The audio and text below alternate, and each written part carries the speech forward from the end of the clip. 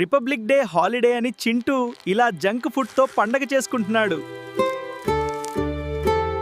కానీ ఈ అలవాట్లు తన ఆరోగ్యానికి శత్రువులని చింటూ అస్సలు గుర్తించలేదు. ఆగు చింటూ.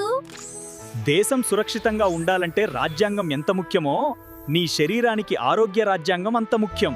ఇదిగో మన ఆరోగ్య రాజ్యాంగం. ఇందులో మనం పాటించాల్సిన ప్రాథమిక విధులు ఉన్నాయి.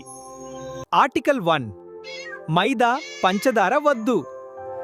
ప్రకృతిచ్చే పండ్లు చిరుధాన్యాలే ముద్దు. ఆర్టికల్ 2 రోజుకు కనీసం 3-4 లీటర్ల నీరు తాగి నీ శరీరాన్ని తాజాగా ఉంచుకోవాలి. ఆర్టికల్ 3 రోజుకు 30 నిమిషాల శారీరక శ్రమ.